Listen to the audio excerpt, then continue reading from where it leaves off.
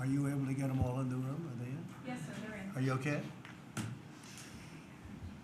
Thank you very much. We've had a tremendous 6 months, and we've had a tremendous 2 weeks, which now is, I guess, 3 weeks. And we have a tremendous group of people here that have done a great, unified, beautiful job. I want in particular, because of what she's gone through this last few days, done an incredible job. As you know, Christy, I'm going to ask you to say a few words about Texas. The first person there was the first person I saw on television was you, actually. And you've worked great with the governor, who's terrific. And you might want to tell a little bit about the trials and tribulations, but we appreciate the job that you and everybody have done. You had people there as fast as anybody's ever seen, so really appreciate it. We all do, and maybe you could say a few words. Sure. Well, thank you, Mr. President. I want to thank you for your leadership. Texas is strong, and the people of Texas are incredibly strong. They've gone through something that is absolutely horrific, and it is heartbreaking to watch these families suffer the way that they are. As soon as this flash flooding event happened, you know, the governor has activated his emergency responders. Nim Kidd is his emergency management director, who is incredible, and has immediately worked with the local first responders to get help to individuals and get them evacuated, put requests into me. We deployed, sir, right away, as you know, because you and I were talking a lot during this time, the Coast Guard.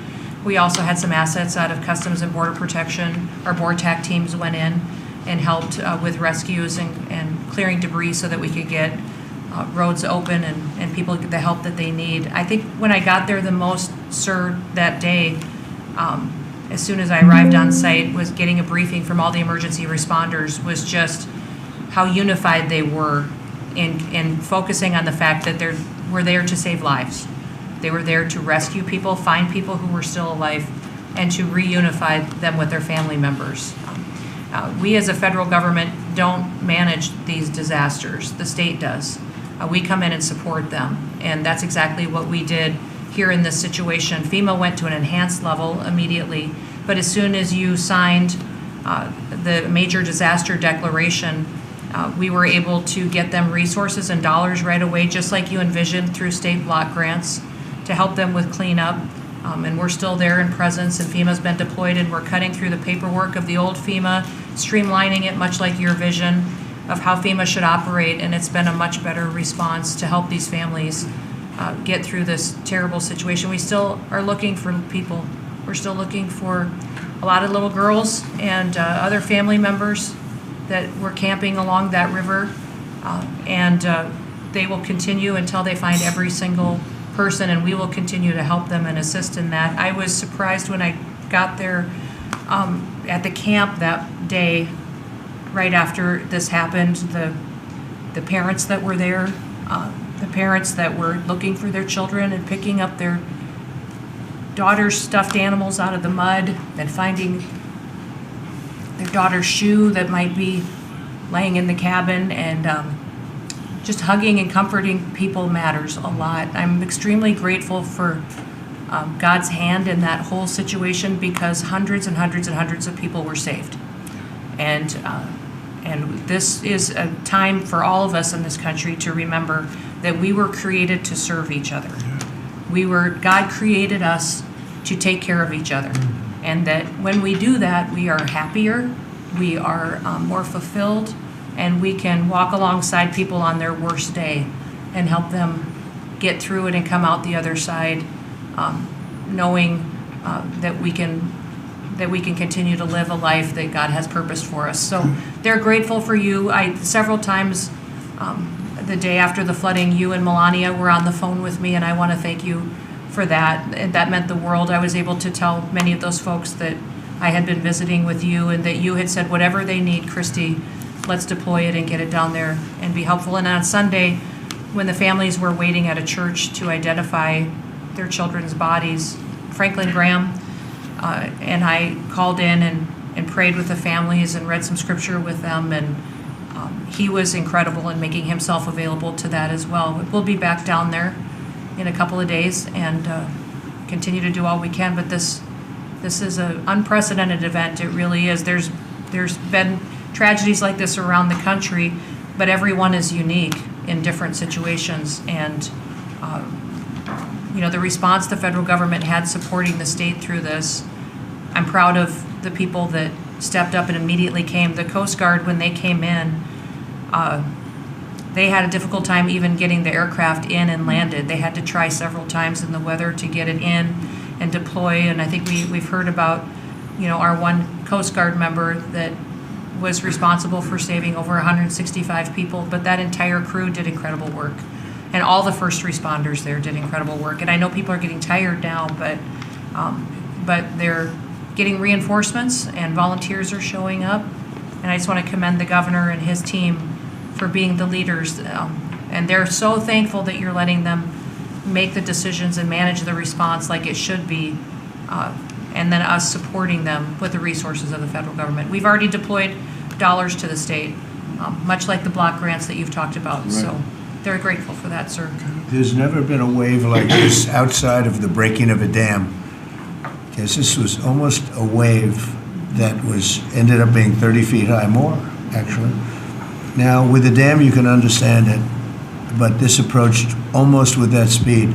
When you see a dam break, it's not a pretty sight. It wipes out everything, and this is the kind of thing that built up so fast. And it's happened 2 or 3 times before over the years, but not to this extent. But tell them when you met the father who was picking up the daughter's clothing. And I had walked through the cabin where all the little girls died, and I had kind of fallen apart in there, but I walked out of the cabin, and a gentleman was standing there, and he said, that man over there needs a hug. And so I walked over to him, and I hugged him, and I said, do you work here? And he said, no, my little girl was in that cabin. And he said, and I just found her best friend about an hour and a half ago. She had passed away. And he just fell apart. And so then we just hugged and talked for probably an hour about that. But then there was the grandpa was there looking for his granddaughter as well. There was a dad there of one of the counselors. The counselor was alive, but she was dealing with the fact that she had hung on to some of these girls and was trying to keep them out of the floodwaters and had gotten hit by something and had lost 2 of the girls and wasn't able to hang on to them and was going to live the rest of her life thinking about that moment when she wasn't able to hang on to these girls. But these parents were picking up their kids' belongings out of the mud and throughout the camp and putting them in bags. And then one of the dads said, I knew 50 of these girls here. So I knew that was her dress and my daughter's friend's dress. So he was picking it up and putting it in a bag to return to her parents. And so it was and then the director was there comforting everybody who had lost his father the night before too. And he was still there trying to facilitate all of these parents grieving their children and find them. So the strength of people is incredible. One of the things that I asked there that day was that they all have escorts or counselors when parents come in. So from that point, that when they came into the camp, that they have somebody with them when they're going and looking for their children's belongings or looking for their children. And so very emotional, but also just so tragic. Texas and the governor has been obviously very good for years with me, but the relationship with Texas and their first responders and us with our first responders and lots of other people, and we brought in a lot of helicopters from all over, and we had a lot of helicopters. It was actually dangerous, a lot of helicopters up there, but they were real pros, and they were responsible for pulling out a lot of people, and we got them there fast, and Texas had some good ones too. But the response has been incredible, and the fact that we got along so well, I don't know, I don't even think that's a political thing, but we got along so well, and it was so unified. I think a lot of lives have been saved. That could have been as bad as it was, and you could have lost double or triple. This thing was just really horrible. Well, congratulations on a great job, and appreciate it. I know you're going down. I'll be going down on Friday with First Lady, would be taking a trip, and we don't want to get in anyone's way because that's what happens. The president goes and everyone's around focused on. I don't want anyone to focus on us, but it's possible they could have somebody saved still. There's a lot of areas. It's a big area, and it's probably unlikely at this point, but there could be. I mean, they're thinking there could be the possibility, but what a tragic situation. A good job, and we'll see you on Friday, and we'll finish out the day here. I think you've been reading a lot about it's a terrible topic when you talk about financial after this, but we have a big country and we've been doing very well. The tariffs, as you know, are starting to come in at record levels. Tremendous amounts of money are coming in to our country. We never did that before. We're not used to it. We only have tariffs going out. We only adhere to the rules of other nations who charge us tremendous tariffs because we were led by stupid people or people without any business sense. And I'd like to ask Scott, you could maybe talk a little bit about how well we're doing with regard to the money coming in. And the big money will start coming in on August 1st. I think it was made clear today by the letters that were sent out yesterday and today. Go ahead, please. Yes, sir. We will have taken in about $100 billion in tariff income thus far this year, and that's with the tariff, the major tariff not having started till the second quarter. So we could expect that could be well over $300 billion by the end of the year. We don't agree with CBO scoring, but for those who do, the CBO scored tariff income over the next 10 years at $2.8 trillion, which we think is probably low. And sir, under your leadership, we're witnessing. And they gave us no credit during this last little, the great, big, beautiful bill. I always use the word great. I add that to it because it really is what it is. It's never been anything like it, actually. And I want to thank all the Republicans that voted for it. And I want to, scold the Democrats because they're voting for tax cuts. They're voting for no tax on tips, no tax on Social Security, no tax on overtime, and many, many other things far more important than that. Great health care. And frankly, every Democrat should lose their election because it was purely political vote. They were told not to vote for it. So think of it. We got 218 to 2. And then with the Senate, we had 50 to 3. Democrats didn't vote at all, not one positive vote, with all of the good things in there. Economic development money, tremendous border money. Now you're loaded up on the border. And I don't think we're going to need so much of it because we had zero come in last month, so I'm not sure how much of it we want to spend. You may think about that. You may actually think about saving a lot of money because the wall's been largely built and it obviously worked, but you may want to think about that. But so I think it's incredible when I watch the Democrats, and they have standard lines like they had Russia, Russia, Russia. They had the laptop from hell. It all came from Russia. They make things up and they go with it, and they feed it to you people in many cases. And they said, here's a line. And I hear the new line is death. Oh, it's death. Everyone's going to die. It has nothing to do with that. In fact, we're saving our country. Death is from allowing 25 million people into our country, of which 3 or 4 are stone-cold, hard criminals. 11,888 are murderers, many of them committing more than one murder. That's death, and the Democrats did that. Joe Biden did that by allowing people to come in here just totally unchecked, unvetted, open borders, open borders. The whole world was dumped into our country from prisons, from gangs, from mental institutions. We have many people walking the streets, walking in areas that we don't know anything about, that came out of insane asylums. They released the insane asylum population into our country, and it's amazing the job that you and Tom Homan are doing, by the way, on that. But we have to get them out, and we have no choice. We have to get them out, and we are getting them out. And so, Pete, you want to tell them about our great military and how well we did with respect to the bombers and the B-2? We had the pilots here 2 days ago, and they were incredible people. Go ahead. Yes, sir. Truly a historic mission It demonstrated the skill and courage of the United States military, from those B-2 pilots and families that we had a chance to meet, sir, to the fighter pilots, to the refuelers, to the maintainers, to the air defenders who defended the base. What was demonstrated on the world stage was American military might and capability. And it wasn't just Fordo and Esfahan and Natanz that took notice in Iran.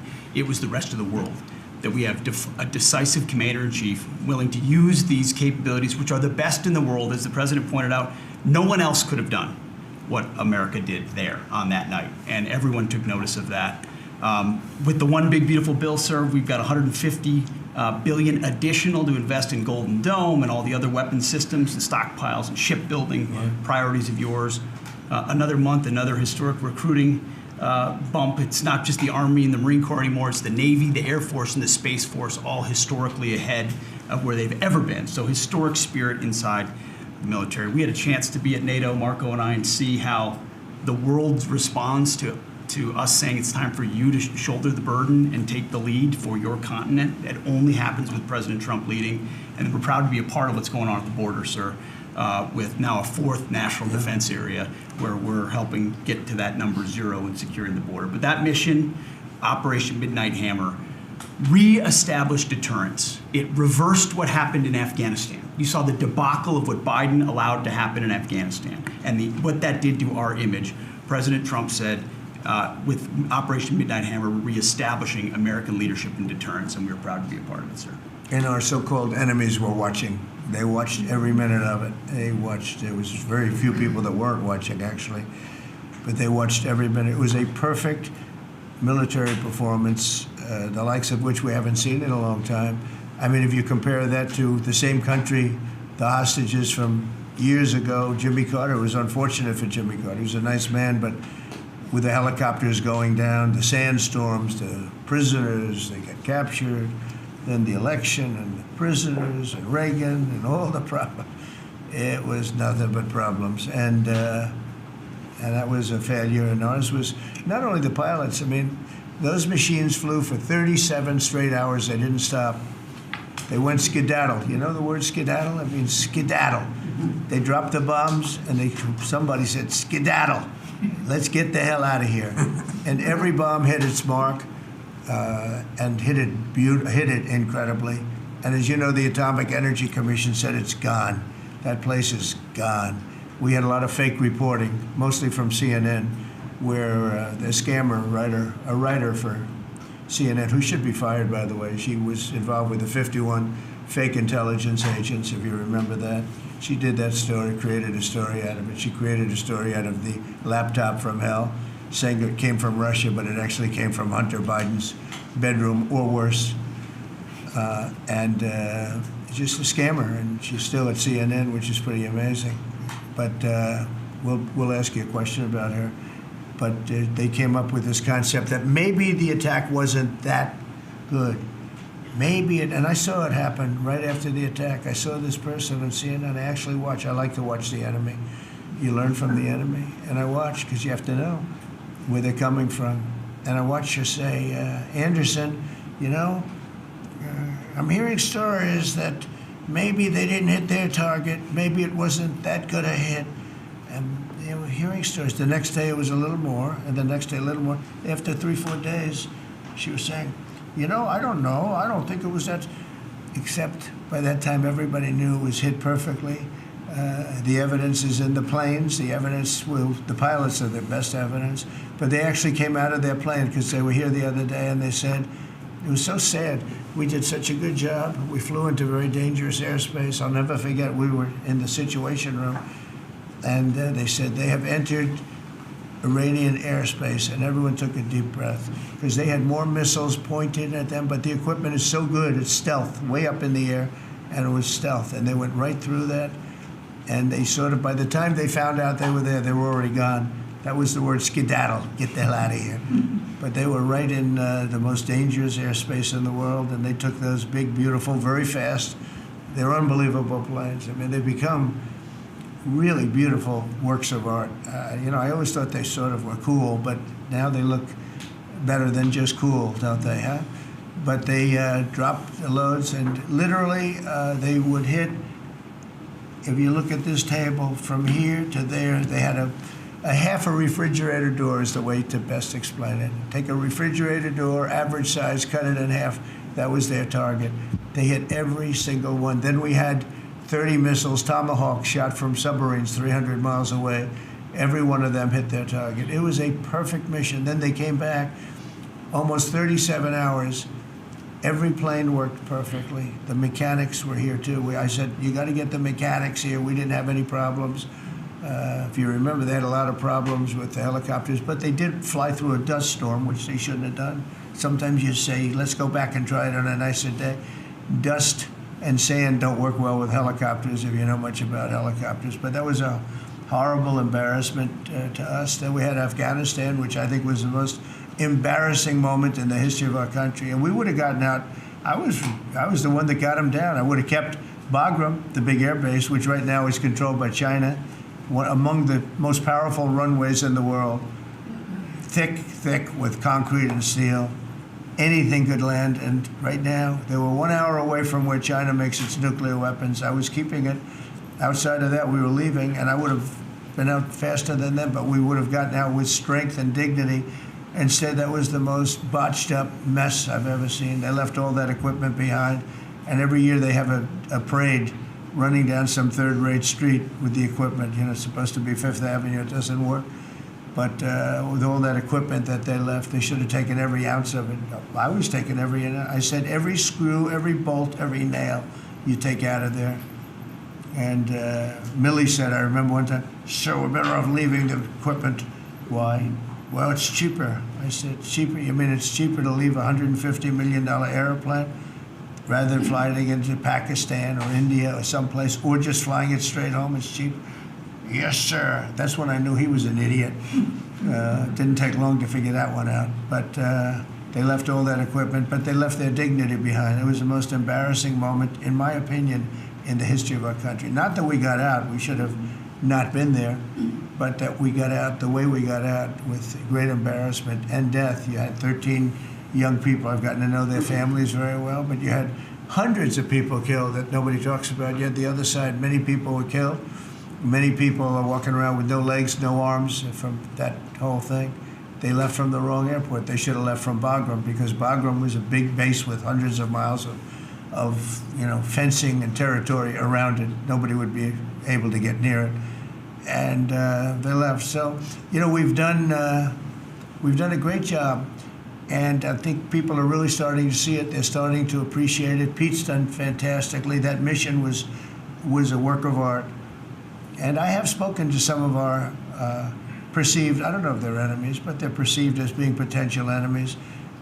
And they essentially said the same thing, very impressive. There wasn't a thing that we didn't lose an engine. We didn't lose it. They landed and they were cheered. But the sad thing was they were cheered, and one of the pilots said, we were a little concerned because when we got out, we were told that on television they were reporting that we may have missed our targets. Sir, we hit every target. That's what I do for a living. We hit every target.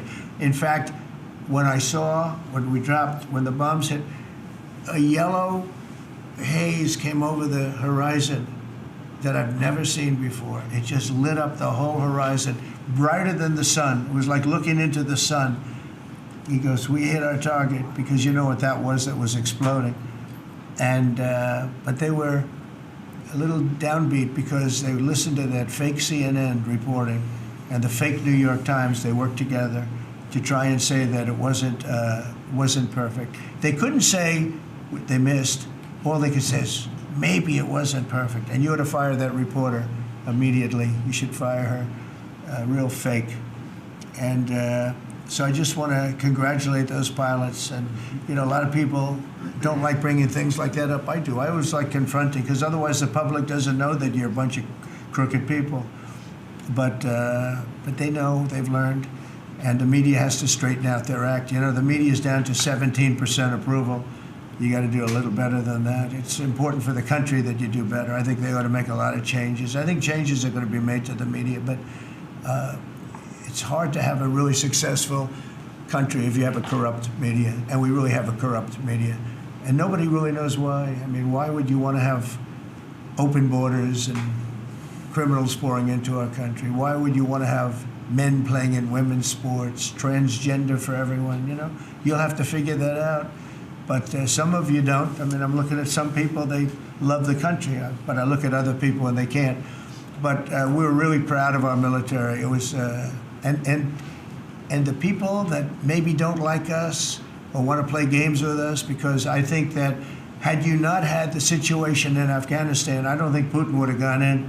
I think when Putin looked at how stupid and incompetent that operation was, he said, wow, this might be a chance. And we're dealing with him now too. We're not happy with Putin. I'm not happy with Putin. I can tell you that much right now, because he's killing a lot of people. And a lot of them are his soldiers and their soldiers, mostly. And it's now up to 7,000 a week. And I'm not happy with Putin. Okay, any questions? Yes. Yes, sir. You just said that you're not happy with Vladimir Putin. Is there anything that you plan to do to act on that feeling of Well, I unhappiness? wouldn't be telling you. Don't we want to have a little surprise? You know, one of the things we did with the attack is that, and you asked that question, I didn't mean to be rude, but I'm in a rude because I'm looking at some of these crooked people up here, so I'm rude. But your question was asked very nicely. But one of the things we did is we went over every fact. We wanted to get every fact straight. We wanted to have the distance straight, the number of pilots straight. Everything had to be correct, because we want to be, this was a very important mission. If we failed on this mission, it was beyond the war that, you know, obviously we had with Iran and Israel. A lot of hatred, a lot of years and years of hatred, centuries of hatred. People have never seen anything like it. So we wanted to be correct with all our facts. So, you know, what I was doing is just asking, it would be great if the media would be correct with their facts. That's all we ask for. So, go ahead. So finish it up. Oh, yes. Just returning back to Russia, if there's anything that you would signal about your displeasure with them. Well, look, I'm very unhappy with them. There's no reason for this. It's turned out to be tougher, but it's only tougher. And I will say the Ukrainians were brave, but we gave them the best equipment ever made. We gave them the anti-tank busters that knocked out tanks. I mean, you just aim them in the direction of the tank and the tank is gone. We gave them missiles, the latest and the greatest. They were able to shoot down a lot of things that would have normally wiped out. You know, probably would have been a very quick war. It would have been a war that lasted 3-4 days, but they had the benefit of unbelievable equipment. And Europe gave them too. We gave them far more because Biden shouldn't have done that. He should have equalized. We should have given him the same, or we should have given actually less than Europe. It affects Europe much more than us, but we're in there for over $300 billion. Europe's in there for over $100 billion, but still, Europe gave a lot. And I will say this, the Ukrainians, whether you think it's unfair that we gave all that money or not, they were very brave because somebody had to operate that stuff. And a lot of people I know wouldn't be operating it. They wouldn't have the courage to do it. So they fought very bravely. But we gave them the best equipment in the world. We make the best military equipment by far. There's nobody close. You look at other equipment from other countries, it's not even close. That's why everybody wants to buy our equipment. And that's why we're going to step up these contractors now that make it, and they're brilliant, but they make it too slowly. And we have to step them up, Pete, and let them make it at a much higher rate. Unfortunately, we have to do that. But if you look at our Patriots, if you look at our Tomahawks, if you look at our, well, what we do with tanks is you wouldn't want to be driving a tank. You would feel nice and secure. But they are javelins, they're called. And I gave them the javelins. Remember they said Trump gave the javelins and Obama gave them sheets, right? They called Obama at that time. Barack Hussein Obama, if you haven't heard, did a terrible job. But that was a war that should have never happened, and a lot of people are dying, and it should end. And I don't know, we get a lot of bullshit thrown at us by Putin. For you want to know the truth, he's very nice all the time, but it turns out to be meaningless. Do you want to sanction him? Lindsey Graham has a sanctions bill on Russia. Do you want him to move I'm that looking down? at it. Yeah, no, I'm looking. The Senate is passing and passed very, very tough sanctions. But yeah, I'm looking at Can it. you sign that? It's an optional bill. It's totally at my option. They passed it totally at my option, and to terminate totally at my option. And I'm looking at it very strongly. Yesterday you said you want to see more. Go ahead, please. The Council of Economic Advisors released a new report saying that imported goods have actually decreased in price from December I know, it's not through even March. Well, my question is, With the tariffs. the Fed chairman keeps saying that tariffs are going to cause price increases. Are we the prices just not Chairman passed of the through Fed? yet? Yes, exactly. Well, Are the prices, you do a better job than him. Are the prices just not passed through yet? No, I think what's happening is everything's evening out. You know, when we charge, see, what people don't understand, the other countries have been charged, almost every country charges us tariffs. We had deficits with everybody for years, for decades. And we were like this big monolith that made bad deals with everybody. We rebuilt South Korea, we stayed there. It's okay, we rebuilt it, and we stayed there. And they pay us very little for the military. I got them to pay billions of dollars, and Biden then canceled it when he came in. I said to South Korea, as an example, we give you free military, essentially, very little. And I think you should pay us $10 billion a year. And they went crazy. But they agreed to 3. So I got 3 with a phone call. And I was satisfied.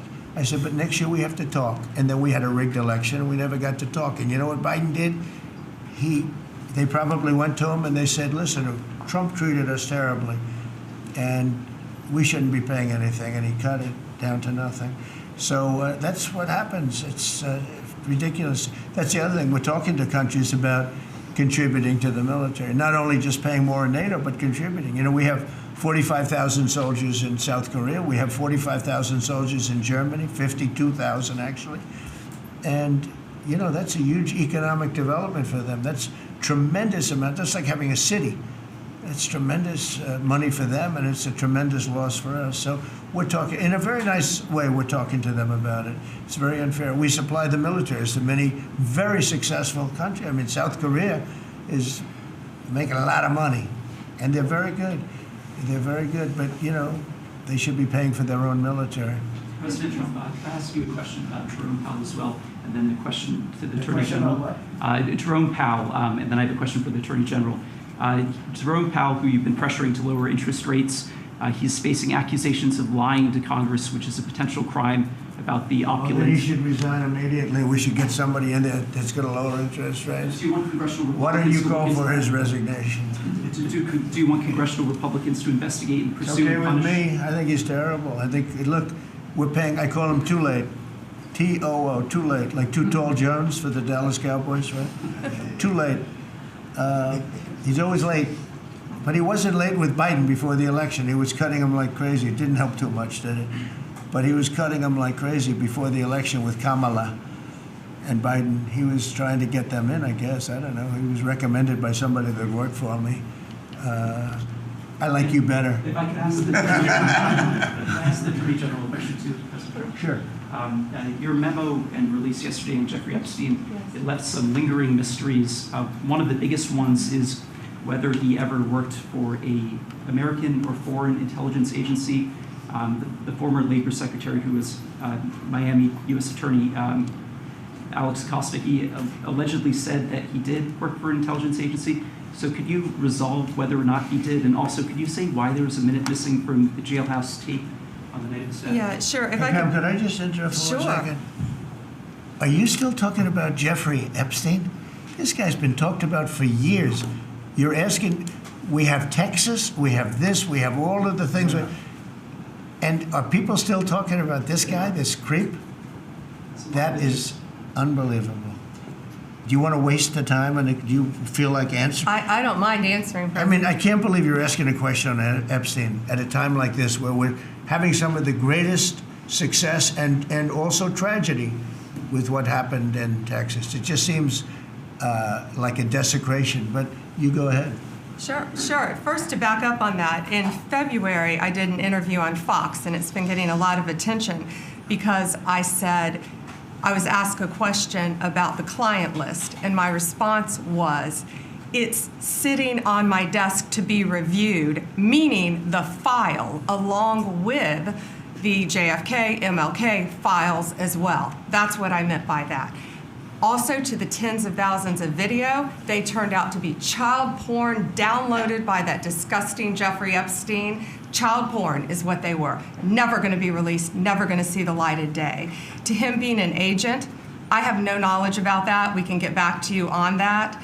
And the minute missing from the video, we released the video showing definitively the video was not conclusive, but the evidence prior to it was showing he committed suicide. And what was on that, there was a minute that was off the counter. And what we learned from Bureau of Prisons was every year, every night, they redo that video. It's old, from like 1999. So every night the video is reset, and every night should have the same minute missing. So we're looking for that video to release that as well, showing that a minute is missing every night.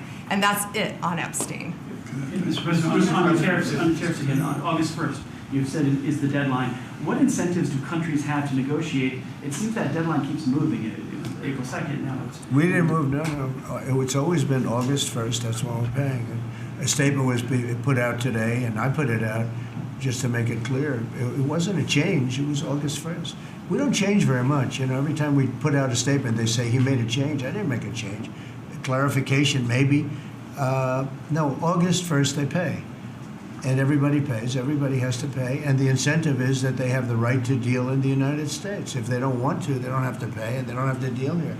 But if they want to buy and make a lot of money and sell in the United States, they have to do that. If you go back and look at some of the good presidents, our country was the wealthiest, proportionately the wealthiest, from 1870 to 1913. It was an all-tariff country. We didn't have income tax. That came in in 1913. We had tariffs. And we had so much money we didn't know what to do with it. We had, we had a couple of presidents that were very, very strong. McKinley, I guess, more than anybody, but he was the tariff king, but he was very, very strong. It's sort of sad. He made a fortune for this country, became very rich, and then Teddy Roosevelt went out and vice president, and he spent the money. And they said Roosevelt was a great president. And let's say he was a great president, but the money was paid by McKinley with tariffs. Tariffs are charged by other countries at levels that are ridiculous. And I call those other countries to say, and every one of them is willing to give us everything now, by the way, just so you know. Sir, we'll charge you no tariffs, nothing. We'll give you everything. We'll give you access to our markets. We'll give you everything. Is that a correct statement, Scott? Yes, sir. Howard, would you say that's a correct statement? Exactly correct. It's like they just don't, because they're very spoiled, because for years they ripped us off and we didn't have a president that understood it, or Secretary of Treasury or Secretary of a lot of different secretaries are involved, but certainly Commerce Secretary was, not doing their job. I don't know about Kelly, she's small business. We'll keep it that way, okay? Her small business is bigger than almost all big businesses when you add it all up. But no, they are very respectful of our country. But the incentive is that they have the right to do business with us. Without that, they don't have the right to do business. And that would be okay, too. And will there be a flurry of deals? Will we hear in the next 24 hours, will we hear a flurry of deals? Yeah, we have a lot of them going out. But the deals are mostly my deal to them. We're picking a number that's low. We don't want to hurt them. And fair. We're picking a number that's lower than, in most cases, lower than what they charged us. But it's amazing when you've paid all this money for years and they get one president that's a little bit different and a little tougher on this subject, and they're willing to drop everything they've been charging us for years and years. I mean, we have countries going, we will have you don't have to pay any tariff to come in and do business. They're giving us total access to their countries. They gave us no access to the country. They say, well, you cannot go into our country. Okay, good. Now we will give you total access and you don't have to pay any tariffs. But please don't charge us tariffs. And we don't like that deal. So the letters I send out we have made some deals. We can make a lot more deals. It's just too time consuming. It just makes it more complicated. And we can do things over the years too. We're not hard line. But it's about time the United States of America started collecting money from countries that were ripping us off and laughing behind our back at how stupid we were. Okay? Thank you. Mr. President, on the tariff issue, so you've talked about India coming, but then a couple days ago you issued a new tariff threat to members of the BRICS countries for if they aligned with anti-American policies. 10% charge. That would be India, Brazil, That's Russia, right, they have South to pay Africa. 10% if they're in BRICS. Because Right. BRICS was set up to hurt us. BRICS was set up to degenerate our dollar and take our dollar as the standard, take it off as the standard. And that's okay if they want to play that game, but I can play that game too. So anybody that's in BRICS is getting a 10% charge. Is that immediate, sir, or is Yeah, that pretty soon. if they engage in some behavior? Well, if they're a member of BRICS, they're going to have to pay 10% tariff just for that one thing, and they won't be a member long. I thought BRICS was, I said this about a year ago, and it largely broke up. But, there are a couple that hang around, but I thought it largely broke up. BRICS is not, in my opinion, not a serious threat. But what they're trying to do is destroy the dollar so that another country can take over and be the standard. And we're not going to lose the standard at any time. If you have a smart president, you will never lose the standard. If you have a stupid president like the last one, you would lose the standard. You wouldn't have the dollar as you. And if we lost the world standard dollar, that would be like losing a war, a major world war. We would not be the same country any longer. We're not going to let that happen. The dollar, you ever hear the expression, dollar is king? The dollar is king. We're going to keep it that way, okay? And I'm just saying, if people want to challenge it, they can, but they're going to have to pay a big price. And I don't think any of them are willing to pay that price. But simple question, does that jeopardize? Thank you, Mr. President. Are you optimistic about reaching the tariff deal with the European Union soon? Well, the European Union has been speaking to us, Ursula and the whole group, and they've been very nice. They treated us very badly until recently. Now they're treating us very nicely. It's like a different world, actually. They've treated us very badly. They were among the toughest to deal with. Actually, in many respects, they were much worse than China. Look at what they do to our companies. They sue Apple. They sue Google. $17 billion they got from Apple on a lawsuit that they didn't have a case. They have, judges that are European Union judges. And they ruled, they take so much money away from our country in terms of that, in terms of other things that they do. They're very tough. But now they're being very nice to us, and we'll see what happens. We're probably 2 days off from sending them a letter. We are talking to them. I just want you to know, a letter means a deal. A lot of people said, we got 200 countries. We can't meet with 200 countries. We have a few trusted people that know what they're doing, that are doing a good job, but you can't do it. You have to do it in a more general way, but it's a very good way. It's a better way. It's a more powerful way. And we sent them a letter. You read the letter. I think it was well crafted. And mostly it's just a little number in there. You'll pay 25%, 35%. We have some at 60, 70. Those are ones with massive, where we have massive trade deficits because they've treated us very badly. But I would say in every case, I'm treating them better than they treated us over the years. Don't you agree with that? I could have done much. I could have been much harsher. I don't want to do that. We want to have relationships, but in every case, they treated us far worse than I'm treating them. I'm treating them very good. I could go higher with the tariffs, but I don't want to hurt them. That's why when you just read it, you come up with the number. It's so incredible that prices are actually going down. Just so you know, when I got in, everyone said, eggs are going through the roof. That was I was in for about 4 days, and they started screaming at me about eggs. They said, that's Biden's problem. I didn't know about eggs. But eggs went up about 5 times. You did a fantastic job. And we ended up shortly getting, in fact, for Easter, they said, go out and buy plastic eggs. You can't use real eggs.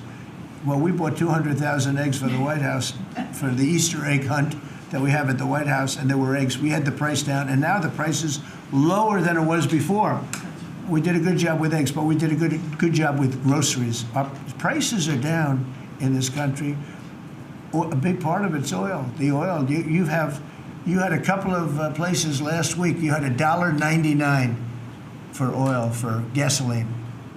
nobody thought they'd see that. I want to get it lower if I can, but we've done a good job. You've done a very good job. Do you want to say a couple of words about that, you and Chris, about what's happening with energy? Well, absolutely, but I would say on the pricing side, President Trump, the fact that you've endorsed and supported a policy of energy dominance, that sends a signal to the market that we're going to have more supply. You talked during the campaign about inflation being a country buster. You've broken the back of inflation in 6 months, among all the other things you've accomplished. We have no inflation. And we've got, and then heading into the 4th of July, these were the lowest gas prices at the pump in 4 years. And again, for Americans, this is like hundreds of billions of dollars that stay in their pockets because we lowered the price of gas at the pump. But when we lower the price of energy, it lowers the price of food. It lowers the price of the clothes you wear. It's the biggest thing. It's the biggest thing. It's like a big tax cut. When you get energy down, every 50 cents is like a massive tax cut, and we've gotten it down much below that. You know, we had great energy, great low prices, everything else. When the election turned over, I'm trying to be nice about it. It turned over, shockingly, but nevertheless it happened. Energy started going up, and it went up really bad, and then he went back to the Trump policy. The problem was they didn't know how to do that, and he lost it. He lost that sucker. That big sucker was out of control, and his energy prices went way up, and that's what caused it. But it was also stupid spending. They spent money like, they used to use the term drunken sailors, but I won't use that term. Although it is very descriptive, I won't use that term. I refuse to use it. But they spent money at levels that nobody had ever seen before, and trillions and trillions of dollars wasted on the Green New Scam, greatest scam in the history of our country, other than maybe Russia, that might have been. But the Green New Scam was the single greatest scam in the history of our country, and continues to be, but it's weakened badly. It's hobbling along because people are they're finally getting it. But they spent trillions of dollars on the Green New Scam, getting nothing for it. Devised by a couple of young people that weren't even good college students, you know? Not even good students. Check out their marks. Yeah? No, not for CNN. Not for CNN. Go ahead. In the last jobs report, Mr. President, in the last jobs report, the manufacturing jobs actually lost 7,000 jobs. When will the investments that you've been talking about have an effect on they're manufacturing? building the plants now.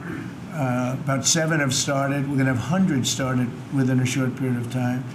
Lee Zeldin, who may be the most important man in this room, I'm sorry, but he's the one that gets the permits, whereas he's the one that has to get the permits for the plants and the factories, and permits that used to take 5 years, he's getting in record-setting times. AI, we're leading China a lot in AI, and if we go with this, you know, I'm allowing the plants to build their own electric. I'm allowing them to become an electric utility, so they can produce their own electricity, because we need double to be successful with AI, which is the biggest thing now. We need double the electricity that we have, which is hard to believe. We need even more than that. And they're building plants with their own electricity substations. They don't have to use the grid. And anything they build extra, they're putting into the grid. So we're supplying the grid with brand new electric sources. And you know, it's funny, when they came to see me, they never even asked for that. I told them about it. The reason they didn't, they thought that was an impossibility. You're not allowed to build your own electric. These are massive investments that are being made in building electricity for their plants. And they're going to have, I think, Doug, a lot of electricity left over. And that electricity is going to be passed into the grid and give us no more, you know, like you look at California. They have blackouts and brownouts every week. They're totally out of control. They have a really incompetent governor. Where's Chris? Is he here? Do you want to speak to the subject? Yeah, I think a huge thing in the One Big Beautiful Bill, Mr. President, because of your leadership, is the ending of these subsidies, as you call them, the Green New Scam. That saves our country $500 billion over the next 10 years. But American taxpayers were paying twice. They're paying that money, $500 billion in the subsidies, and they were paying more expensive electricity price. If you subsidize something, you should at least lower the cost of it. But in this case, we were subsidizing something and paying more for it.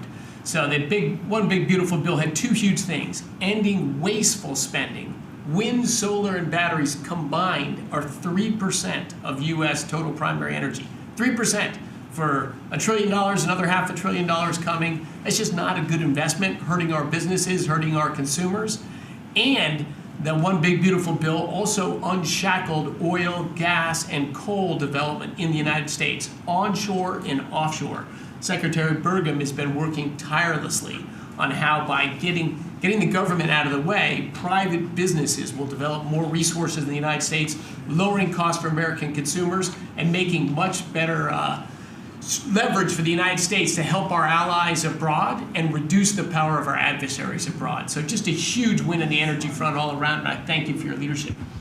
We're setting records now on energy, and there'll be nothing compared to what they'll be in about a year from now, but we're setting records. And wind is a very expensive form of energy. It's very bad for your beautiful surroundings, the plains and the valleys, and the birds are dying all over the place. You know, the whole thing is a disaster. They're almost exclusively made in China. Not that I have anything against China, because I don't have a great relationship with President Xi, but I asked him, how many wind farms do you have? He makes them, but they don't have a lot of wind farms, I'll tell you, very, very few. And wind is tremendously expensive and is very ugly. And if you own a house that's inside of a windmill, your house is worth less than half. And you hear noises. And interestingly, in New England, you probably read, where for 50 years they had 2 whales washed up, 50 years. And last summer, they had 14 washed up. Now, I'm not saying that's the wind farm that was built, but maybe it is, right?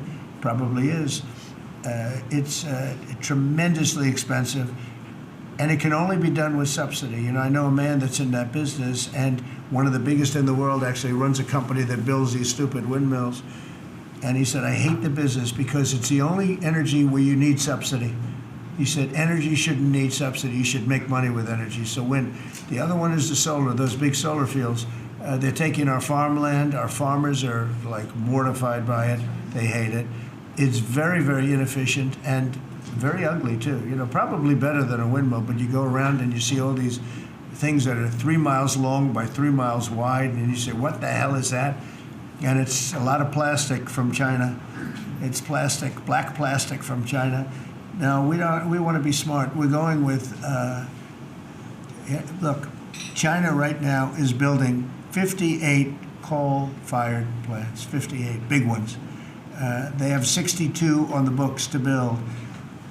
We've reintroduced clean, beautiful coal, because you know you can do a lot with coal now. Clean, beautiful coal, and natural gas, and all of the other things that we have. But we don't want wind, and we don't want solar, because they're a blight on our country. They hurt our country very badly, and smart countries don't use it. Solar sounds good, I will say, and I like, on occasion, you'll see a roof which is made out of solar brick, but it's a smaller use. We need the kind of thing that's going to fire up our plants, and it's not going to be wind, you know, that is very intermittent, as you probably know. But they've spent a fortune. They've spent trillions of dollars on this stuff. And I'll just give you one other story. A friend of mine is a very successful guy. He went back to see his mother in Minnesota, hadn't seen her in a long time, and he wasn't back for 10 years, which isn't a nice story. I mean, you don't see your mother for 10 years. She's got some difficulties, which I know the guy, he does have some difficulties. He's very successful, but probably not the nicest person. It was actually longer than 10 years, but he went back and he told me he wanted to go and look at the valley. There's a valley in Minnesota that he thought was so beautiful. And I hadn't seen it in a long time. He's driving along the road. He said, oh my, I'll use the word gosh, oh my gosh. He said, oh, he said it looked like a junkyard. You had 159 windmills. They were all over the place. Some were old, some were newer, different companies, different shapes, different sizes, different colors. Many of them were terminated meaning closed. You can't take them down because the environmentalists don't let you bury the blades because they're made out of a fiber they say is bad for the earth. So they want you to put them up, but they don't let you take them down. But many of them were turned off. He said it looked like a junkyard. Go to Palm Springs, California, and take a look at that pile of junk. And you go into a wealthy neighborhood. Before you get there, you have to ride through hundreds of windmills that are, most of them are turned off, they're rotting, they're rusting, they're 30 years old, 20 years old, and they have a very short life. You know, those windmills have a very short life, especially the ones that are in the nice salty Atlantic Ocean and Pacific Ocean, where the salt just gets onto that steel and decimates it. Now, it's a horrible, horrible thing for our country. And I speak out. It would be nice to say wind, because it sounds so good, doesn't it, Doug? Wind, wind. But it's not. It's these ugly machines, and they're all made. You got to see, some are a little taller, a little shorter. They're made by different companies. They have different stocks. They have different blades. They have different everything. It is so horrible. And if you look at smart countries, they don't use it. Smart countries don't use it. And we're now a smart country. We're not a. We're a brilliant country. We're not smart. We're brilliant now. We're going to be a brilliant country. We have to be, because we have to catch up for some really stupid people that did a bad job. Yes, Brian? Yes, Mr. President, I've got a quick comment, some feedback as a native Texan, someone that I grew up bringing my kids to a camp very near the affected camp now. Thank you on behalf of Texas. I've gotten hundreds of messages that want to thank. It's, if you're in the cabinet room, you can tell the president and his team, on behalf of Texans, thank you so much for the quick response and the loving, the hugs. I saw that you gave. Two quick questions. I saw a Palestinian senator. His name is Schumer. He's a great Palestinian. No, he's a Palestinian. He's become a Palestinian. He's abandoned the Jews. But I saw him say, it's Trump's fault. Yeah, that's right. It's Trump's fault. He was actually, do you ever see John Lovett's The Liar? Where he goes, yeah, I went to Harvard. That's right. This was Schumer. He goes, yeah, it's Trump's fault. That's right, it's Trump. I actually saw that stupid guy try and blame it on me, and I said, man, that's a tough one to take. But his career is limited, because I hear AOC is going to beat him, and she's no bargain either, by the way. Go ahead. Well, I would just say that's an example of an America First team effort to get this country back. So that's what America First looks like for the viewers watching us at home. My two questions. Looks like we have a rogue judge, an Obama-backed rogue judge that is attempting to block the funding to Planned Parenthood, which the big, beautiful bill cuts off the funding to Planned Parenthood. Any plans to challenge that? Go ahead. Absolutely. Yes, we're on it. We're on it. And I texted, I believe, I talked to yesterday Secretary Lutnick and Secretary Besson. I reached out to you to let you know that we were on it in the big, beautiful bill. Wonderful. And then my second... I let her handle that question. You notice? I said, go ahead, handle that question. I'll toss it to her. Then my second question was Secretary Rollins. You did an amazing press conference today in front of the Department of Agriculture. You talked about the Farm Act and the need to get China out of our country, owning farmland. For the viewers at home that might have missed that, can you recap what that means to national security to make sure we can grow our own food? Well, thank you, Brian, sir, if you don't mind. Yes, this morning, Secretary Hegseth, Secretary Noem, and Attorney General Bondi and I had a press conference at the USDA.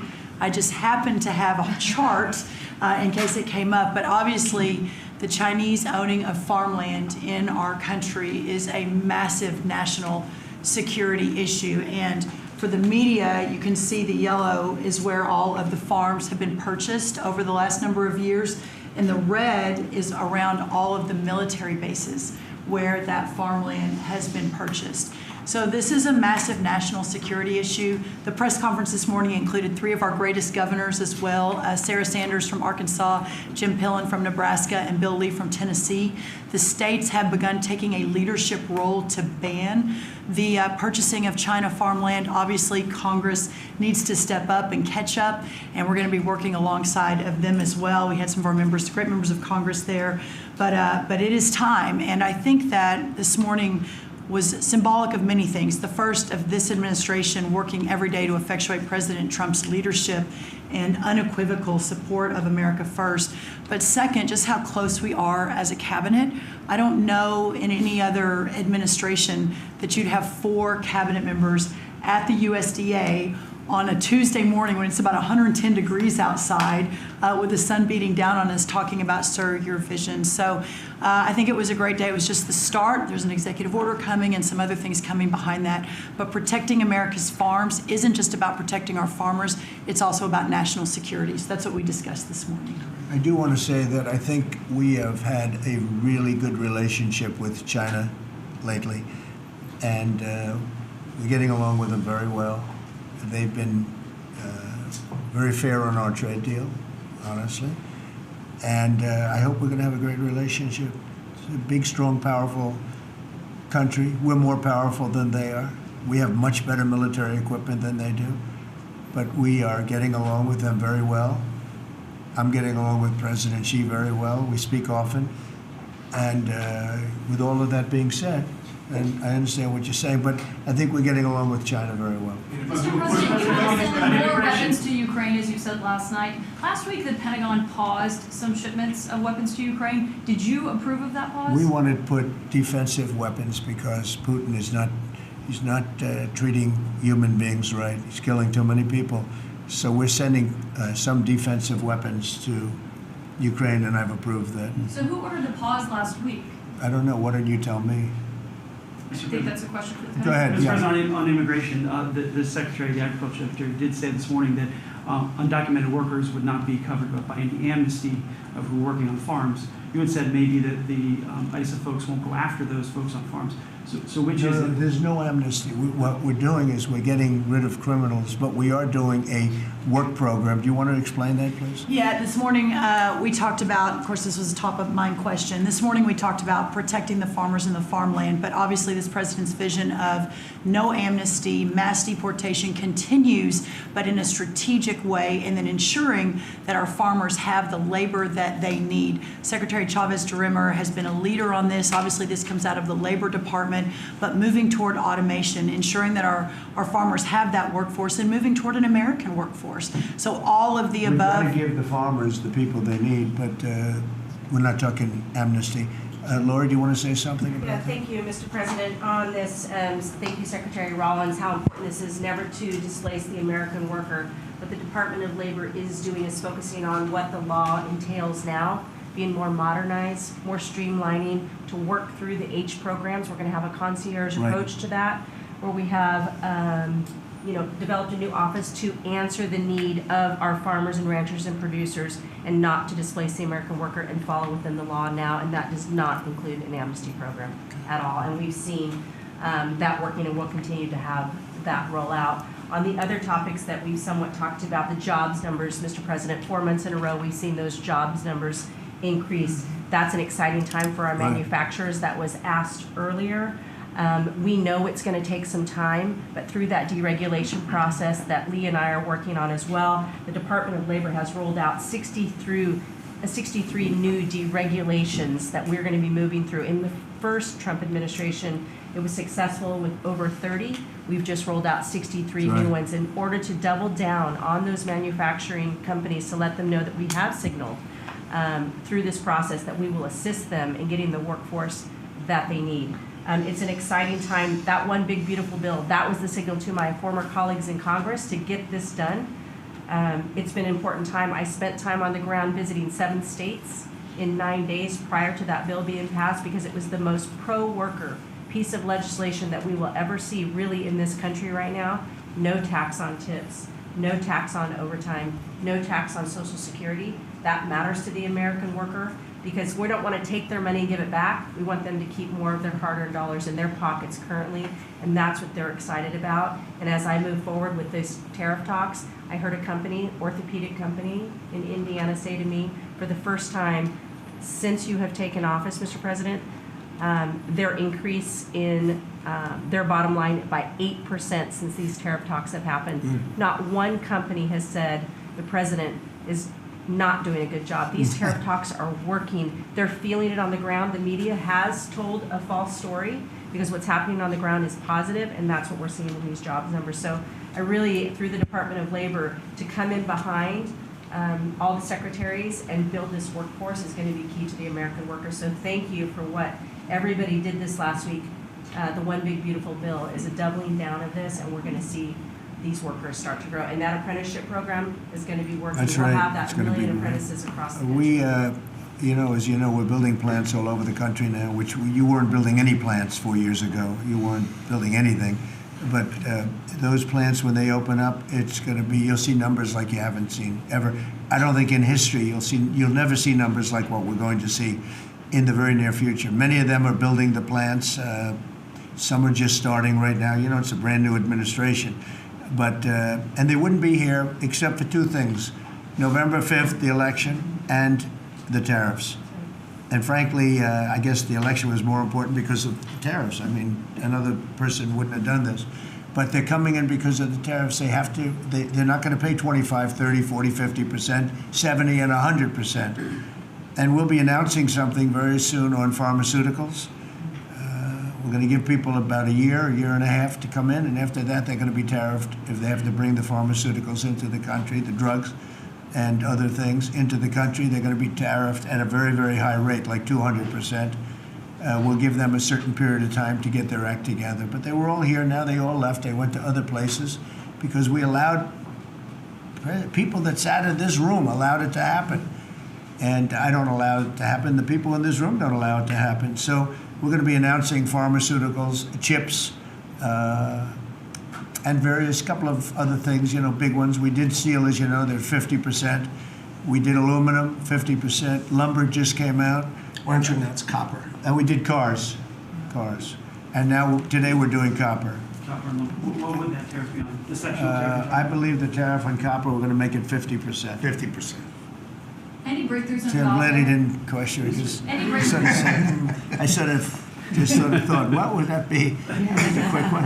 I didn't have much time, but he agreed with me. That's why he's Howard. Right? Any breakthroughs on Gaza with the Prime Minister, and there's reports that you're meeting with Netanyahu again tonight. Is that Yeah, accurate? I am. He's going to come over again tonight. We're talking about Gaza, mostly Gaza right now. It's he's been very unfairly treated. I think what they've done to him in Israel is very unfair, having to do with this trial. I think, you know, he's a wartime prime minister, had an unbelievable outcome, and I think he's been treated very unfairly. But he's coming over later. We're going to be talking about, I would say, almost exclusively Gaza. We got to get that solved. Gaza is a tragic. It's a tragedy. It's a tragedy. And he wants to get it solved, and I want to get it solved, and I think the other side wants to get it solved. Steve, could you talk on that, please? We're in proximity talks now, and we had 4 issues, and now we're down to 1 after 2 days of proximity talks.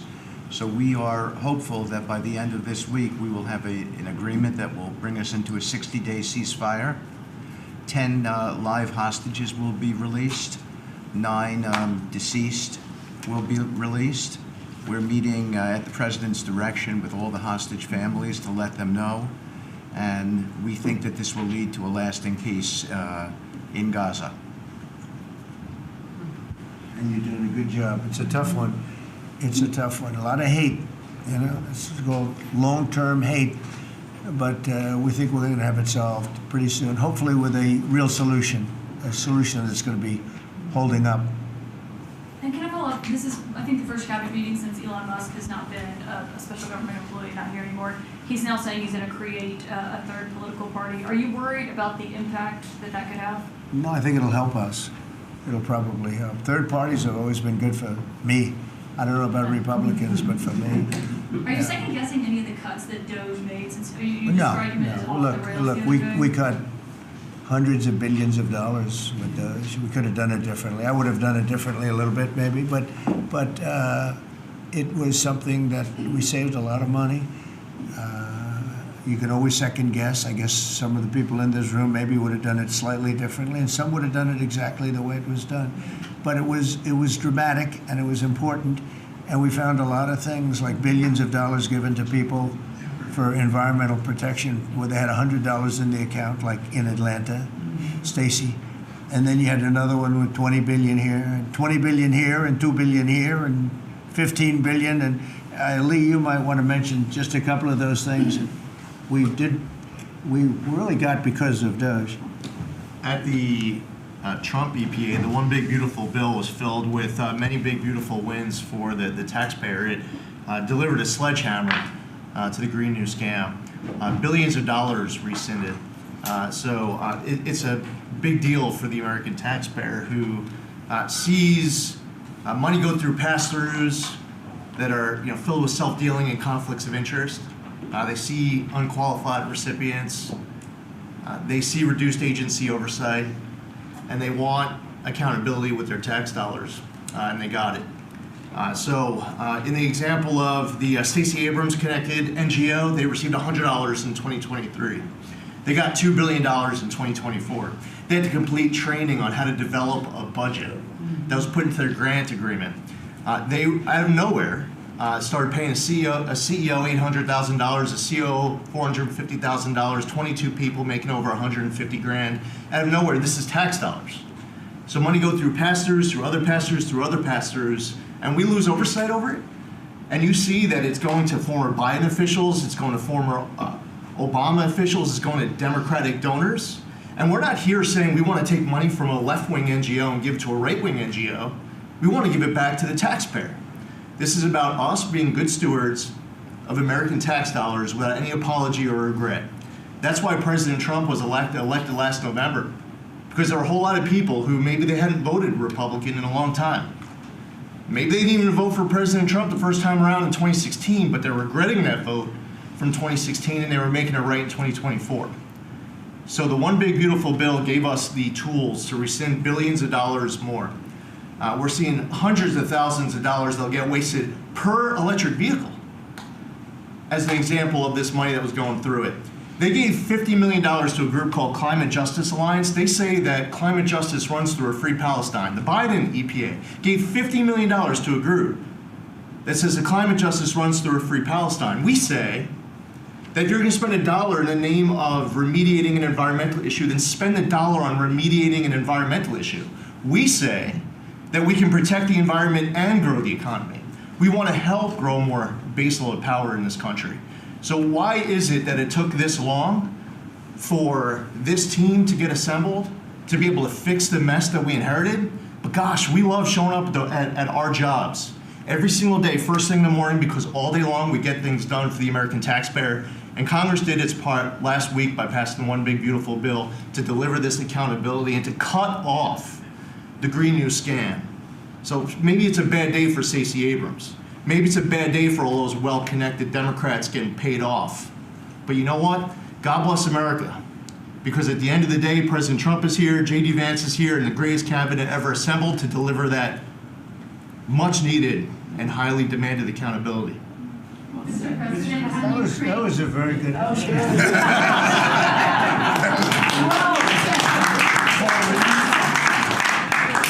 And that's from the heart.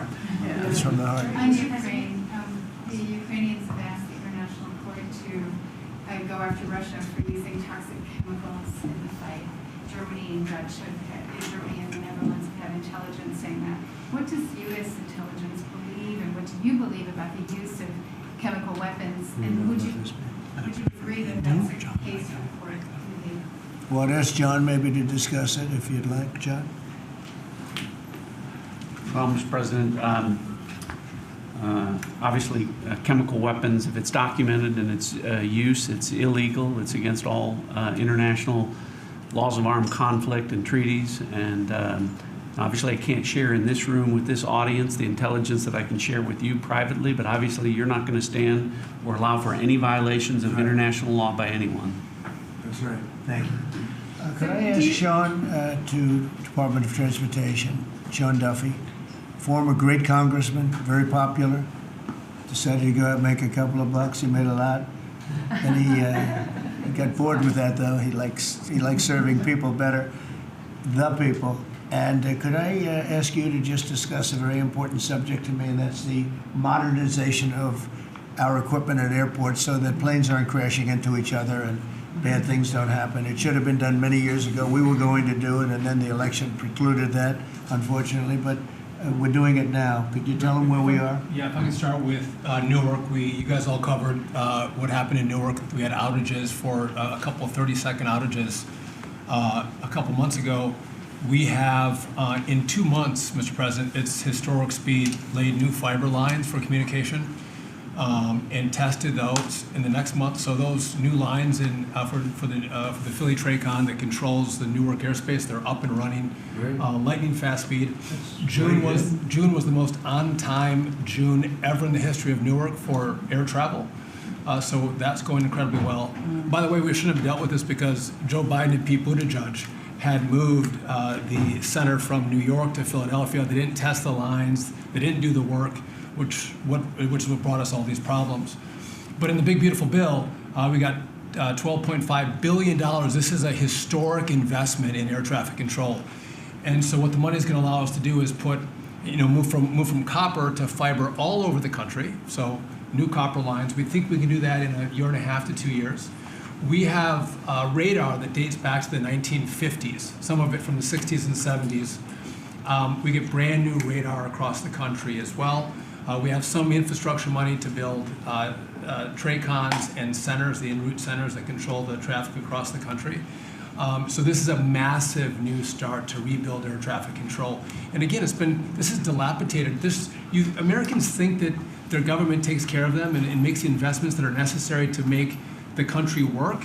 And for 30, 40 years, the investments weren't made. And so under your leadership and direction, we are making those investments. And per your direction, right now we are interviewing what we could call a general contractor or an integrator.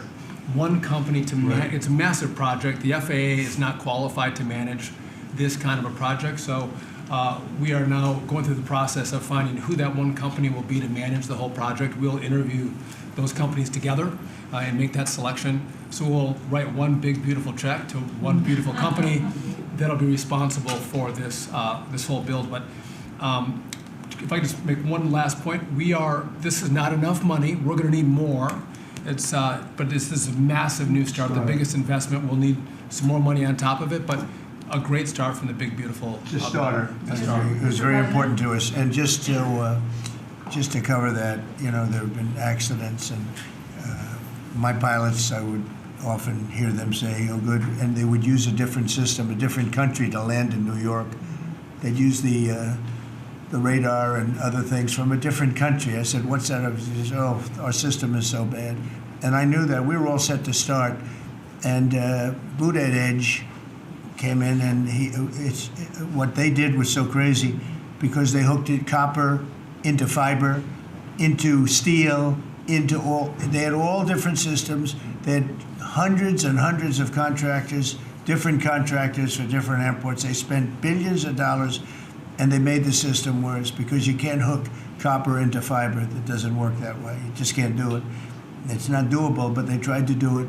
Didn't work out too well. And in the end, it was just a complete disaster. We want to have one great company. Now, Raytheon's going to bid, IBM's going to bid. We have 5 or 6 bidders that really are good and do this stuff.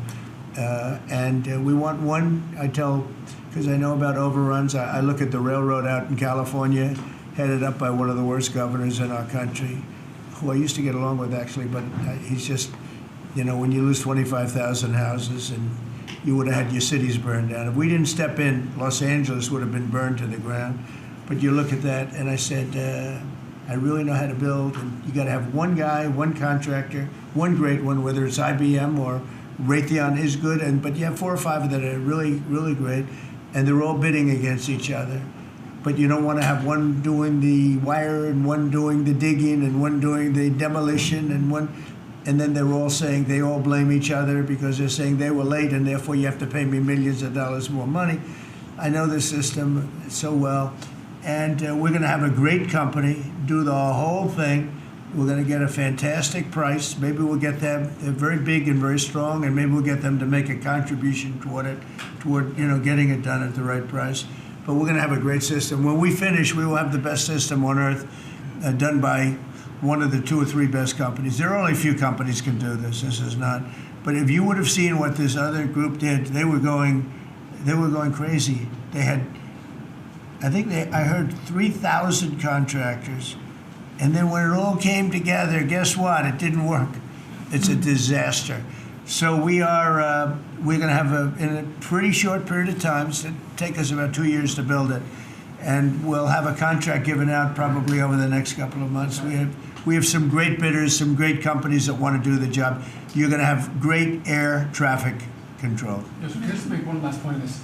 So the last administration signed a contract with an American company to fix the copper to fiber, and that contract was a 15-year contract. The system is failing today, but that's how idiotic and incompetent the last administration was. And under your leadership, we're saying, listen, we don't have time. We don't have 15 years. We don't have 5 years. We have to do it right now. And so the president always talks about on time and on budget.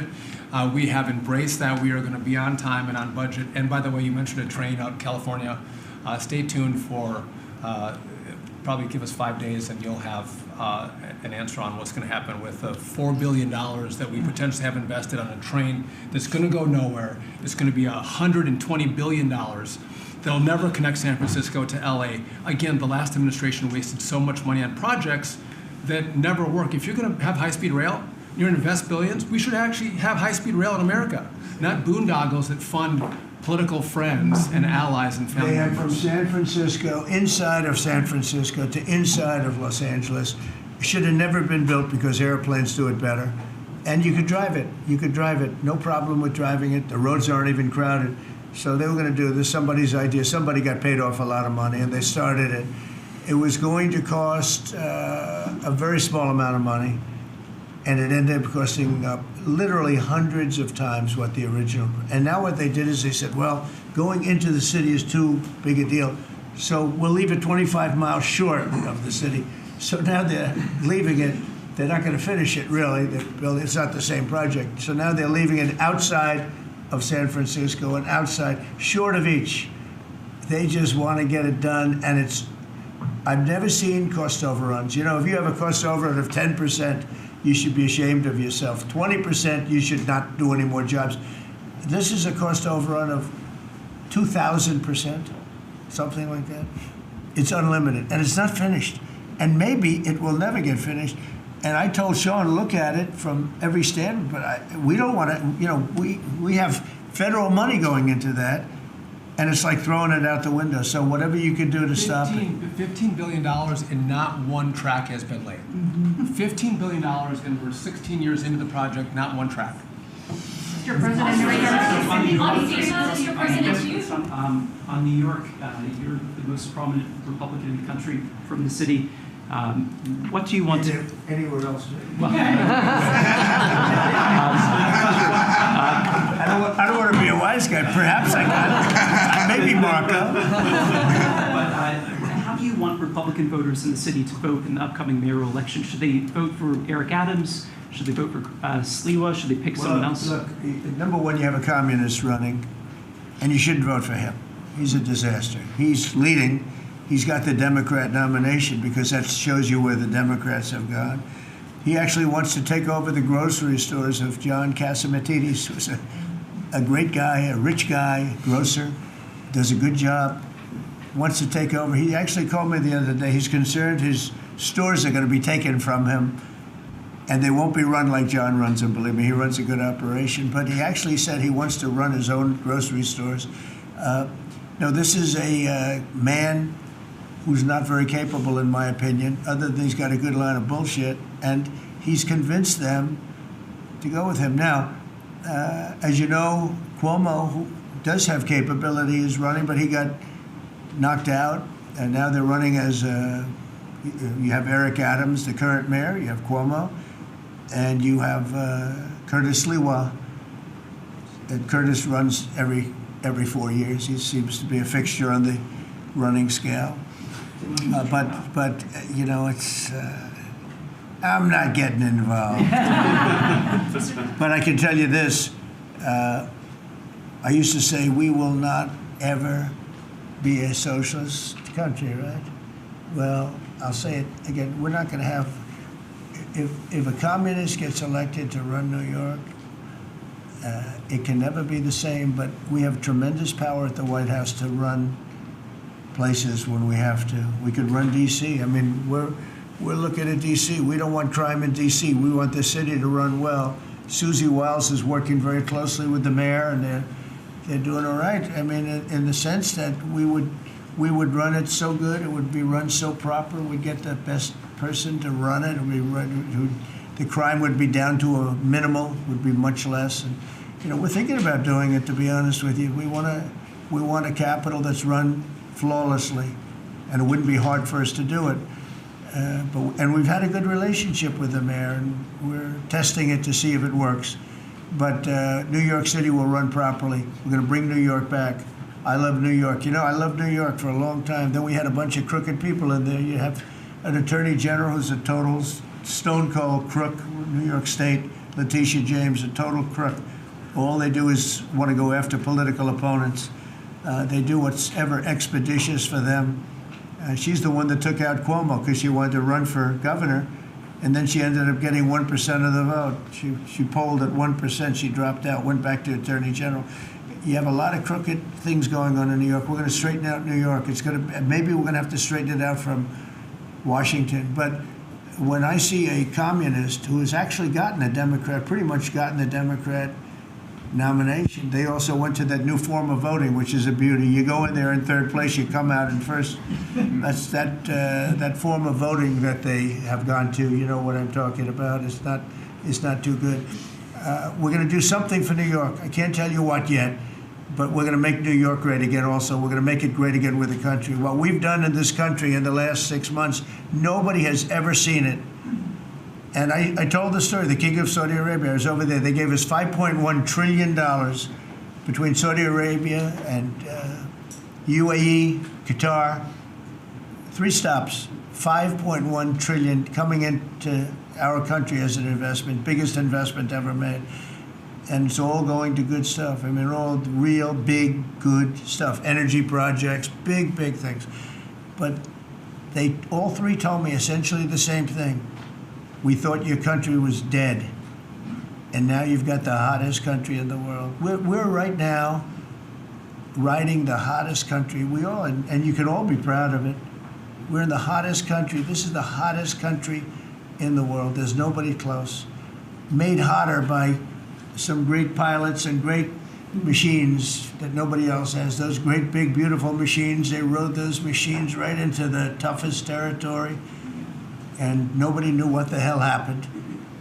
And then they hit their targets perfectly, and it was complete and total obliteration. And that's why that war ended, Steve. They told me that's why the war ended. The war ended when they saw that, it was over. And we're very proud of it. But we have the hottest country in the world right now, from a country that was close to dead. And if I didn't win, if you would have had the other person win, we all know who she is. Whether it was she or Biden, they're the same.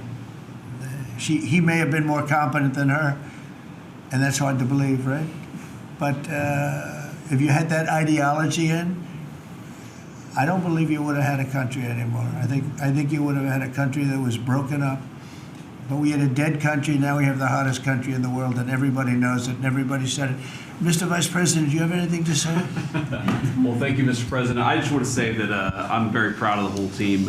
I think everybody has worked together. You see Pete and Marco and Steve working on some of the diplomacy, Christy and Pam working on the border. We just have a really, really solid team, and we've done a lot of good work. And in particular, I want to congratulate the White House staff led by the President on getting the One Big Beautiful Bill passed. Yeah. I was personally skeptical. Sorry, I never told you this, but I was skeptical we'd be able to get that thing done by July 4th. We did it because we worked together and we worked very well. So it's an honor to be a part of it, but I'm really proud of you guys for doing a great job. The beautiful thing about it, it had something for everyone. That's right. Most people said it had to be broken into 7 bills. It's so big. The problem was that some of those 7 have nothing for anyone, but they had to be done for the country. You know, sometimes you have to do things for the country that aren't necessarily popular. We had a couple of them, and that wouldn't have worked. So the One Big Beautiful Bill, many people said it could never be approved. Too big, too everything. There's too much. But it had something very big and very important for everyone, and it's great for the country. And remember, the Democrats have come up with a false narrative, you know, just whatever. It's just a line that they send to everybody and that they print. I think in the case of this, it's death, death. Everyone's going to die. I heard that. Everyone's going to, just the opposite. Everyone's going to live. What we're doing is saving our country and making it much bigger, better, and stronger than it ever was. I'd like to ask, Marco's been doing such a great job. Do you have anything to say? Well, it's just going through a list here, Mr. President, and I think the Vice President's pointed out to the great team you have, but and all these achievements that have happened domestically. But you think about it, under your leadership, we prevented and ended a war between India and Pakistan. NATO's now at 5% for the first time ever, the highest numbers ever. A peace deal between the Democratic Republic of Congo and Rwanda. A 12-day war that ended with an American operation that we're the only country in the world that could have done. Hopefully, pretty soon, a peace deal between Azerbaijan and Armenia. The entire Middle East and the infrastructure of it has the potential now to change because of Syria and Lebanon, and it hasn't even been 6 months. Sure. It hasn't even been 6 months, so it's a great testament to your leadership in this team. Well, thank you very much, and you've done a fantastic job. Could I just ask Linda, she's involved in so much, she's so talented and so good, and she's working on a couple of little things like Harvard, who was given $5.5 billion over a short period of time. We caught him on that one. It's crazy, but you're working on so much. You want to bring education back to the States. How are you doing?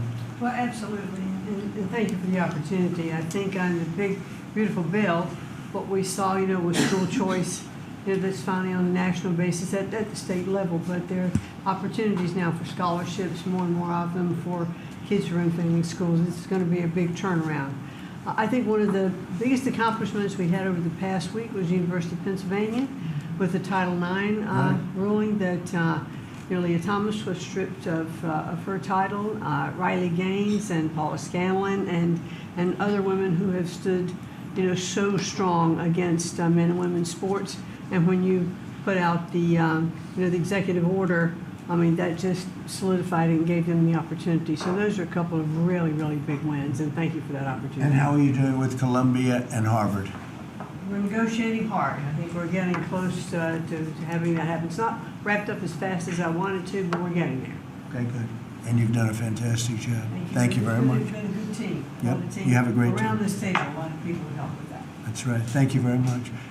Maybe just in closing, we spent a lot of time, effort, very little money on this room. This is called the Cabinet Room. It's been here for a long time. And it had some pictures that were not many of them and not very good ones. And I actually spent time in the vaults. The vaults are where we have a lot of great pictures and artwork. And I picked it all myself. I'm very proud of it. That's Andrew Jackson, great Andrew Jackson.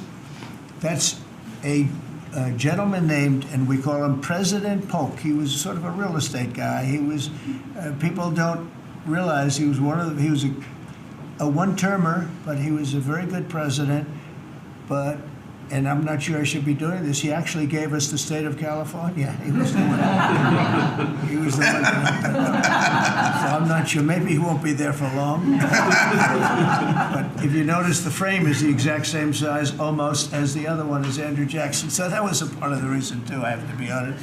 But Polk was actually a very good president who's got the same frame that I needed, okay? And up here you have the original George Washington right behind the light. And then you have Dwight Eisenhower, who was a very underrated president. He built the interstate system, and he was the toughest president, I guess, until we came along. But I don't mind giving up that crown, because I don't want to be too tough on it, but we want to be humane. But he was the toughest president on immigration. He was very strong at the borders, very, very strong. And sometimes you can be too strong. He was strong at the borders, and during a certain period of time, they were so strong that almost every farmer in California went bankrupt. And we have to remember that. We have to work together, and we have to remember that.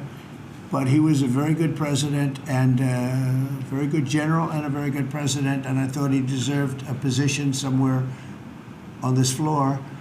And then you have, this is very exciting to me, he was not a Republican, to put it mildly, but he was, he was a four-termer.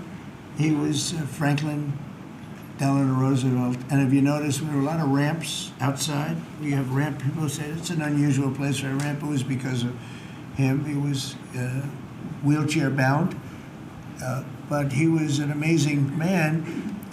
It's an amazing portrait, and we used to have him in the room, a different portrait, and it was a terrible portrait. It was almost like it was done by a child.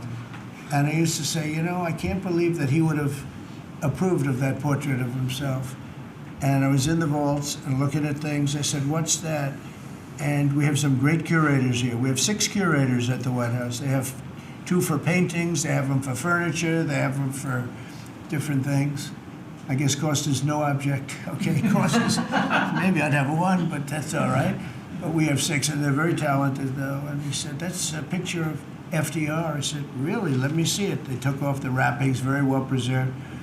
And I said, that's the picture they've been looking for years. That was the picture of Franklin Delano Roosevelt. And I said, oh, wow. And likewise, that fit, see frame-wise, it just doesn't work. It doesn't work if you have, I want to be nice, but it doesn't work if you have a big frame, a little frame, and but it's like perfection. I'm a perfectionist.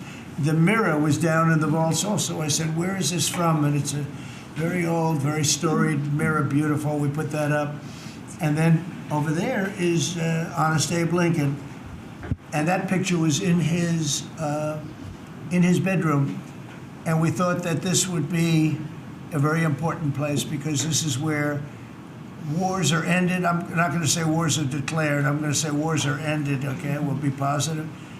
And that's the picture of Abe Lincoln from his bedroom, sat in the bedroom for many, many years. That was his favorite picture of himself.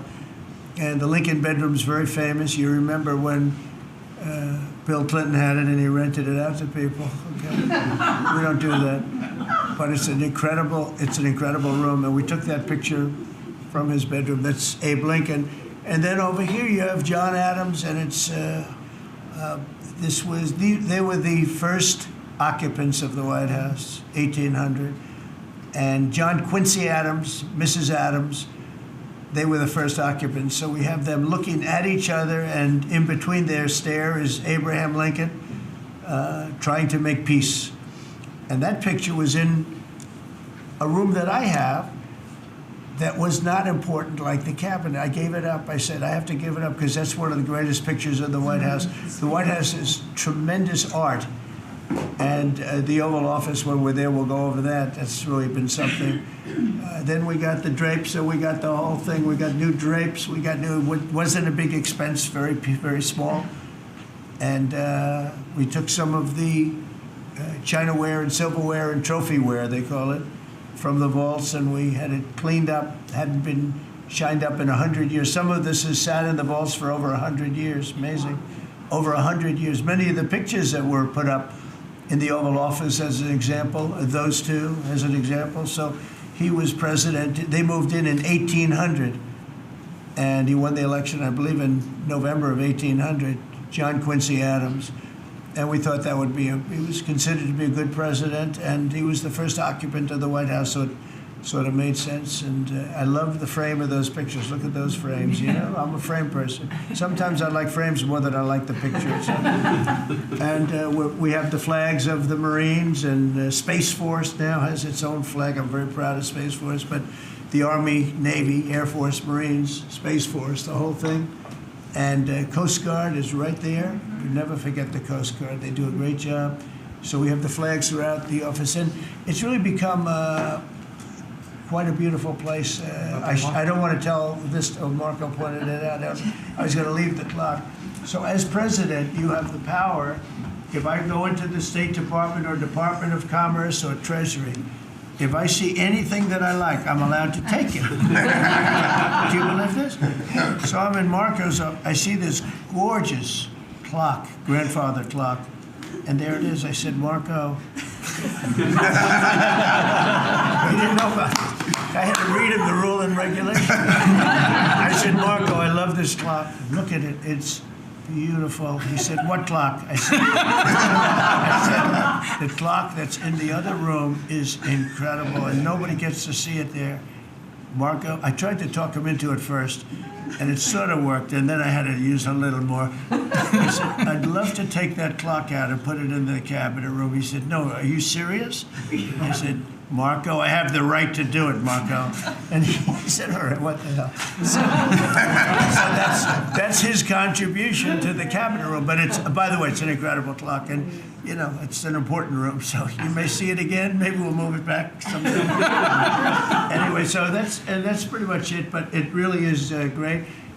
Here we put on, you know, these lamps have been very important, actually.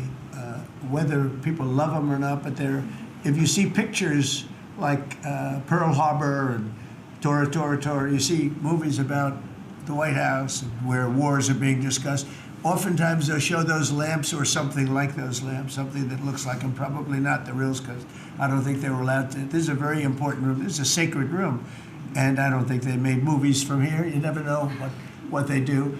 But they were missing medallions. See the medallions on top? They had a chain going into the ceiling. And I said, you can't do that. You have to have a medallion. They said, what's a medallion? I said, I'll show you. And we got some beautiful medallions. And you see them. They were put up there. It makes the lamps look better. So we did these changes. And, you know, when you think of it, the cost was almost nothing. We also painted the room a nice color, beige color. And it's been really something. The only question is, will I gold leaf the corners? You could maybe tell me my cabinet could take a vote. You see the top line moldings, and the only question is, do you gold leaf it? Because you can't paint it. If you paint it, it won't look good because they've never found a paint that looks like gold. You see that in the Oval Office.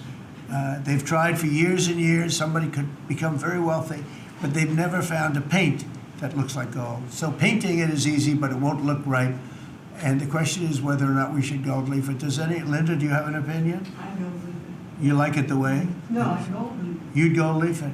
Yeah. Who would gold leaf it? Could I raise you? How about, would you gold leaf it? I was going to ask about McKinley. One of their favorite presidents. Well, McKinley was a great president who never got credit. In fact, they changed the name of Mount McKinley, and I changed it back because he should have been, the people of Ohio he was the governor of Ohio. The people of Ohio were very happy when I did that. I heard they were very insulted. They took the name of Mount McKinley off. That was done by Obama a little while ago, and I had to change it back. I changed it back. He actually was a great president. He was a president. He was the tariff, the most, I guess, since me. I think I'm going to outdo him, but he was a tariff president. He believed that other countries should pay for the privilege of coming into our country and taking our jobs and taking our treasure. That's the way he explained it. They took our jobs and they took our treasure, and for that they should pay. And he made them pay, and he built a tremendous fortune. In fact, in 1887, they had the Great Tariff Committee was set up in 1887 because our country had so much money, we didn't know what to do with it. And they set up a committee of, as they called them, elites, a term that we have to change because I think a lot of the people that are elites aren't elite. I think the people that aren't elite are elite, so we're going to have to maybe switch that around somehow. But they had a committee that was set up to spend the money because it was such a large amount of money at that time. It was nobody had seen anything like it, and it all came in from tariffs, and people didn't pay tax. There was no income tax system. I told you that came back in 1913. That came back and lived well for a while, and then you had the Great Depression, and then later they tried to bring back tariffs, but the whole thing was. This was after the Depression. That was one of the great misconceptions. Is people like to say, "Oh, but it was during the." But no, the country had a Great Depression, and then after the Depression, long after it started, they brought back tariffs to see if they could save it, but it took them really 25 years. When you say about 25 years to get out of the Great Depression, a lot of people don't understand that. But I thought it would be interesting for you to get a little view of this room. This is a very important room, very powerful room, great room. And we've done similar, but even beyond this, in the Oval Office. We brought back pictures of some of the great presidents. Many of them were in the vaults for over 100 years. Originals all, beautiful, beautiful things. And rather than sitting in a vault downstairs for 128 years, I thought we should display that, and we did that, I think, in a really good way. We've gotten very high marks. But it's interesting. People walk into that room and they look around the room. They don't even want to talk to me. They could look at it for hours. It's funny when people come into the Oval Office. It's such an incredible. It's a sacred place. When people come into the Oval from the biggest people in the world, presidents, prime ministers, kings, queens, one case at least, queens, and the biggest business people in the world, they walk into that office and they always say, there's no place like this in the whole world in terms of the power. I mean, it's beautiful and all, but there are other beautiful offices. You have businessmen that have offices that are, full floors of office buildings, floor-to-ceiling glass, and they walk in there and they say, there's no place like this anywhere in the world. There's no place. And, it's what it represents maybe more than the physicality of the room itself. So it's an honor to have you all, media. It's an honor to have you. I just want to say we have a fantastic cabinet. Every one of them is a star in my book. And if they're not, I'll let you know about it. I'll throw them to the wolves. I'll throw them to the wolves in 2 seconds because our country comes first, right? But I just want to thank you all for being here. It's been a lot of fun. Thank you very much, everybody. Thank you. Thank you, press. Thank you, press. I'll tell you some other time. Thank you. Yeah, I will. Are we talking about next week or in a year? I'm going to go. I'll be going to the game. Yeah. I'm going to deliver it. They have it in my office. You're right. You're giving it up? Thank you.